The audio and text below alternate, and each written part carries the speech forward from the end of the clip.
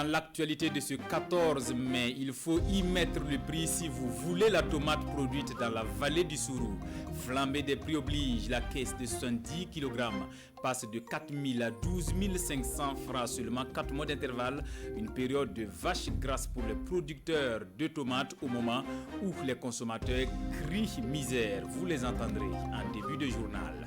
À suivre également la une, dernière ligne droite du mois de Ramadan ce jeudi, début des 10 jours cruciaux pour les musulmans appelés à redoubler d'ardeur dans la prière et l'adoration. Une année pas comme les autres du fait du Covid-19, le couvre-feu et les mesures barrières à respecter. À l'international, la course au vaccin contre le coronavirus ravive la rivalité entre Washington et Pékin. Trump accuse la Chine d'espionner les chercheurs américains. Voilà pour le sommaire. Mesdames et messieurs, merci de nous suivre. Mais avant de développer ces titres, la direction régionale des impôts face à la presse ce matin à 24 heures de l'ouverture de la 3e direction des moyennes entreprises de la région du centre. Une infrastructure moderne pour accueillir des contribuables de 5 arrondissements de Ouagadougou et ceux de Tanguy Dassouri et Pabré. Explication de Moussa Ouedraogo et Oumou Cissé. Dans moins de 24 heures, une nouvelle direction des moyennes entreprises de la région du centre verra le jour. Elle sera la 3e direction du genre et comme les 2 premières, elle vient pour faciliter les actions fiscales des moyennes entreprises. L'ouverture de la DME Centre 3 va ainsi permettre de décongestionner le portefeuille des 2 DME du centre, de réduire le temps de prise en charge des contribuables par les agents, de rapprocher davantage l'administration fiscale aux contribuables, d'améliorer les services aux contribuables et d'optimiser les recettes fiscales. La direction des moyennes entreprises 3 du centre ouvrira ses portes avec un portefeuille de 1300 contribuables provenant des 2 premières directions. Ce portefeuille s'étoffera au fil du temps avec les nouvelles créations et les transferts périodiques des contribuables entre unités de recouvrement. Cette nouvelle DME, la DME Centre 3, sera située, ou du moins est située dans la partie nord de la capitale, plus précisément à Cambouensin, dans le secteur 38, au niveau de l'arrondissement 9 de la commune de Ouagadougou. Elle est compétente sur les moyennes entreprises situées dans les arrondissements 2, 3, 4, 8 et 9 de la commune de Ouagadougou, ainsi que dans les communes rurales de Tanguy Dassouri et de Pabré. Je vous invite dans la région de la boucle du Mouhoun sur les pas du ministre Soumanogo Koutou en charge des ressources animales et halieutiques.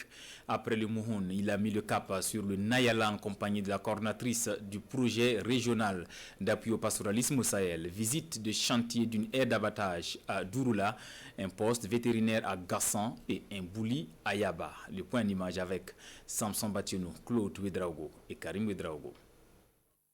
Désormais, c'est un poste vétérinaire flambant neuf offert par Praps Burkina qui sert de cadre de travail pour les agents vétérinaires de Gassan.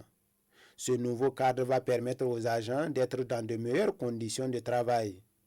C'est avec un réel plaisir que nous avons reçu ce bâtiment flambant neuf des mains du Praps. Ce bâtiment va nous permettre d'être plus proches de nos producteurs. Nous avons au total 11 parcs de vaccination qui sont répartis dans les 25 villages de la commune en question.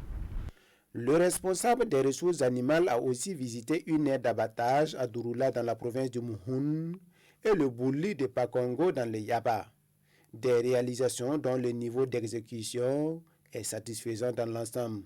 Je suis totalement satisfait, mais une satisfaction quand même mesurée, puisqu'il reste beaucoup à faire dans ces entreprises, dans ces travaux. Et je pense que l'un dans l'autre, si nous arrivons à suivre le contrôle, nous pourrons être dans le temps pour que nous puissions effectivement mettre à disposition des agriculteurs et des éleveurs toutes ces infrastructures-là. Il reste des choses à faire pour les parfaits. Nous allons les noter et les entreprises sont toujours sur le terrain. Les réceptions techniques n'ont pas encore eu lieu.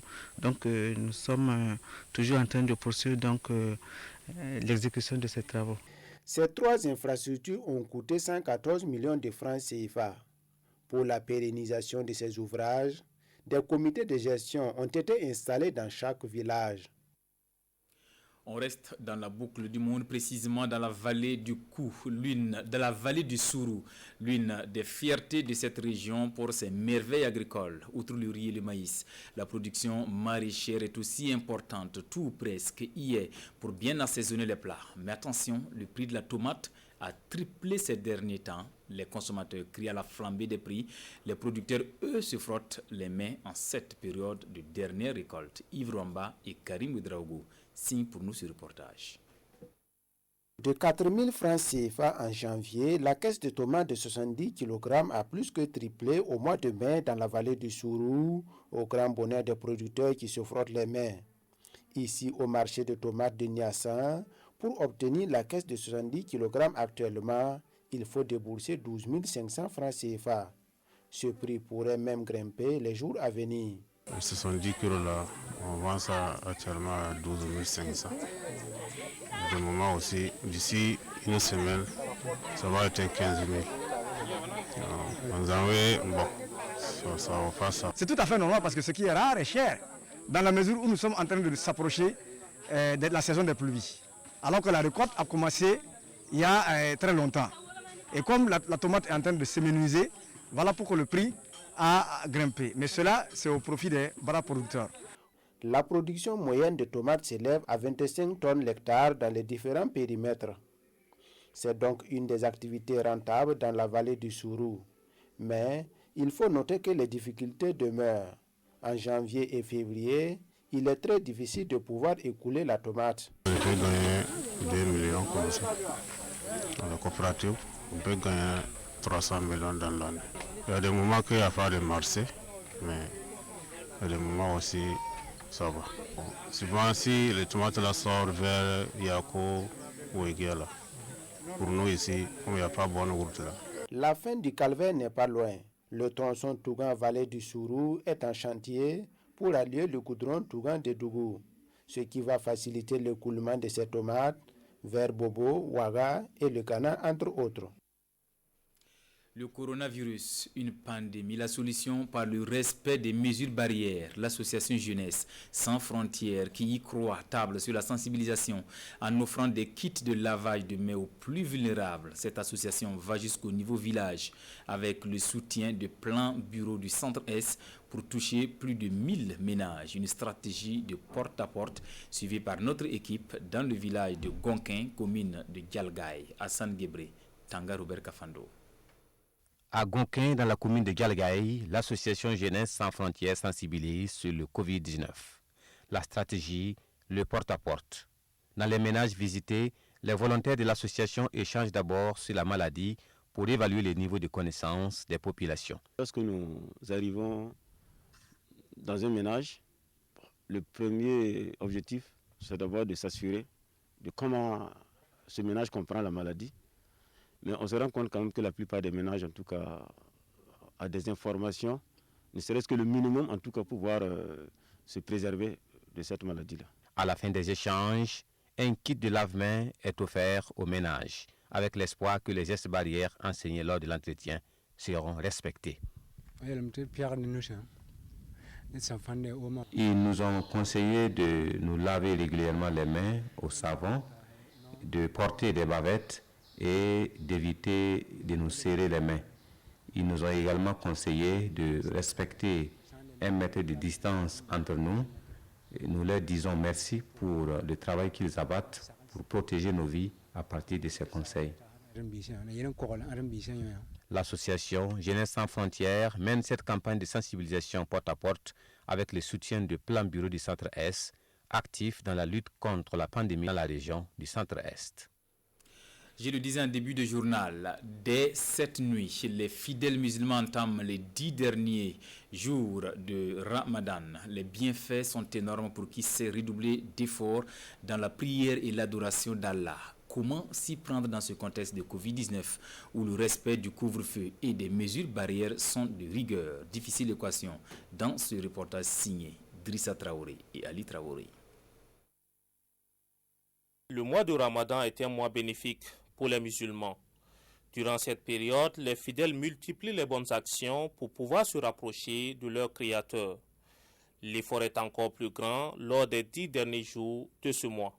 Le ramadan est divisé en 3 décades. La première décade, Dieu réserve cela au pardon des péchés des croyants. La seconde décade, les 10 jours intermédiaires qui viennent, cela est réservé à la miséricorde de Dieu, c'est-à-dire que Dieu accorde à ses serviteurs tout ce dont ils ont besoin pour la bonne vie ici-bas et pour le-delà. Et la troisième décade, les 10 derniers jours, pour ces jours-là, c'est plus spécial. Parce que pour ces 10 jours, Dieu réserve aux croyants l'élargissement.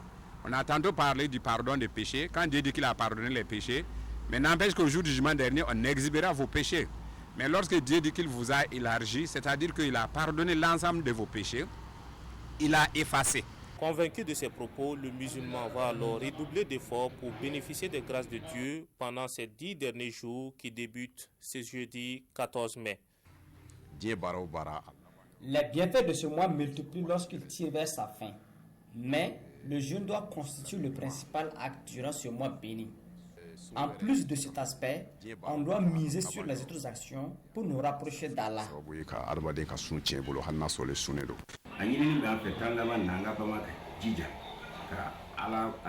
On doit effectuer des actes comme la prière, la lecture du Coran, l'aumône et j'en passe.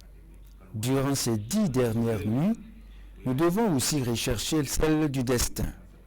Cette nuit est meilleure que 1000 nuits ordinaires en adoration.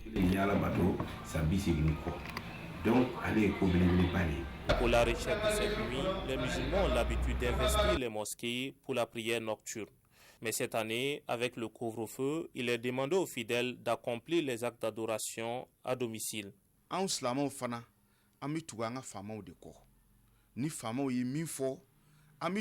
Le respect de l'autorité est très important en islam. Écoutons également nos imams qui nous guident sur la bonne voie. Le couvre-feu a été instauré pour notre propre bien. On peut rester à la maison et bien accomplir la prière en famille. Quand on fait des nafils à la maison, on n'a plus de bénédiction quand on le fait à la mosquée.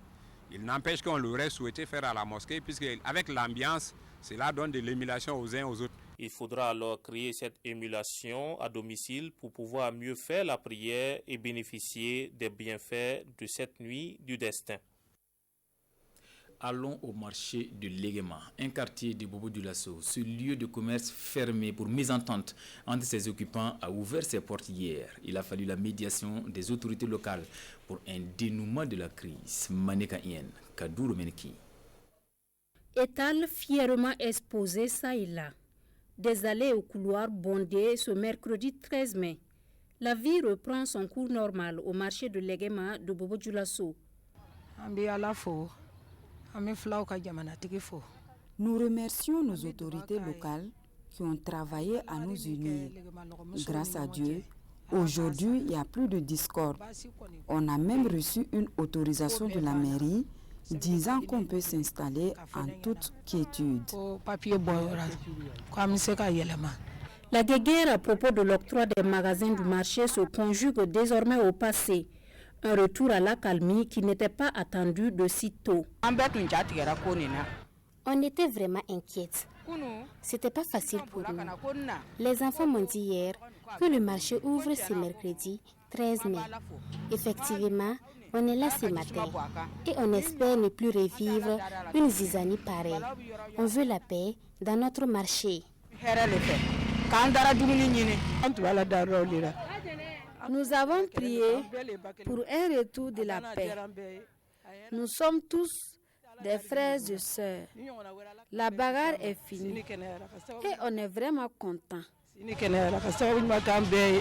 Les commerçantes peuvent donc exposer leurs marchandises en toute tranquillité ici à Léguéma-Logo, encore appelé sous-sol. Sauf que pour l'heure, la saison des pluies n'est pas pour favoriser cette installation. Dans l'actualité internationale, la crise sanitaire provoquée par la pandémie du coronavirus s'invite dans la rivalité entre les États-Unis d'Amérique et la Chine. Washington accuse Pékin d'espionner ses chercheurs. Regardez. La crise du coronavirus est loin d'apaiser les tensions entre les États-Unis et la Chine. Le FBI a accusé mercredi Pékin d'espionner les chercheurs américains qui tentent de mettre au point un vaccin, des traitements et de nouveaux tests de dépistage. Une campagne de calomnie, répond la Chine. Cela fait des semaines que Donald Trump accuse Pékin d'avoir dissimulé l'ampleur de la pandémie. Mais aux États-Unis, le président est lui aussi accusé d'avoir sous-estimé la crise. Mardi, le docteur Anthony Fauci, spécialiste des maladies infectieuses et principal conseiller de Donald Trump, avait mis en garde contre une réouverture trop précipitée du pays. Un point de désaccord entre les deux hommes. J'ai été surpris par sa réponse en fait, parce que pour moi ce n'est pas une réponse acceptable, surtout en ce qui concerne les écoles. Les États-Unis ont enregistré mercredi plus de 1800 morts en 24 heures, ce qui porte le nombre total de décès dans le pays à plus de 84 000. Mais les États américains continuent de lever les mesures de confinement en ordre dispersé. Si une partie de la Virginie et du Maryland rouvriront graduellement dès vendredi, Washington a décidé de prolonger le confinement jusqu'à début juin. La maire de la capitale fédérale juge utile d'attendre une baisse des cas de contamination sur 2 semaines d'affilée pour envisager une réouverture, suivant ainsi les préconisations du gouvernement américain. On referme cette édition avec la revue de presse à la une des quotidiens. Mahamadi Lamine Kwanda, disqualifié aux primaires du Congrès pour la démocratie et le progrès, donne de la voix au lendemain de l'élection de Idi Kombego, candidat du CDP à la présidentielle de 2020. Nos confrères s'intéressent également à l'enquête de la gendarmerie de Fadangourma sur la mort de 12 présumés terroristes. Amadou Marcelto. Poste de gendarmerie de Tanwalbougou, 12 prisonniers retrouvés morts dans leur cellule affiche à sa une le journal Le Pays. Faisant cas d'un communiqué du procureur du Faso près le tribunal de grande instance de Fadangourma, ces 12 personnes ont trouvé la mort dans la nuit du 11 au 12 mai 2020 où elles étaient détenues, relate le journal. Pour l'observateur Palga, une enquête a été ouverte après la mort de 12 présumés terroristes suite à une interpellation de 25 personnes par les forces de défense et de sécurité de Tanwalbougou dans la commune de Fada pour suspicion de faits de terrorisme. Aujourd'hui, au Faso précise cependant que des officiers de police judiciaire de la brigade de recherche de la gendarmerie de Fadangourma se sont déplacés sur les lieux pour les constatations d'usage en la matière en compagnie des agents de santé. Parlant de terrorisme, le journal Le Quotidien donne la parole à Nékré Michel Yamego du MPP pour qui le programme présidentiel a été mis à rude épreuve par le terrorisme, soutient-il dans les colonnes du journal. Néanmoins, la qualité de la gouvernance du président Kaboré s'est beaucoup améliorée puisque le président gère le pays avec une dextérité exemplaire, a-t-il noté. Désignation candidat CDP, je ne suis pas un mauvais perdant, c'est eux qui sont perdus, soutient Mahamadi Lamine Kwanda dans l'Obsa. Depuis le mercredi 6 mai, Mahamadi Kwanda dit ne plus reconnaître le président du collège de désignation du candidat Bernard Nabaré comme un grand frère. Qu'à cela ne tienne, il espère toujours être investi candidat du CDP à la présidentielle du 22 novembre 2020. Le candidat disqualifié continue à penser que comme Ouego ne sera pas accepté par Blaise Compaoré, le président d'honneur du CDP révèle aujourd'hui au Faso. Tout en pensant être le candidat idéal pour conduire le parti à la victoire, Mahamadi Kwanda soutient qu'il ira devant les juridictions de la CEDEAO et même à la Haye parce qu'il s'agit de son honneur, écrit le journal. C'était là notre version de l'actualité de cette mi-journée. Merci de la fidélité à la télévision du Burkina.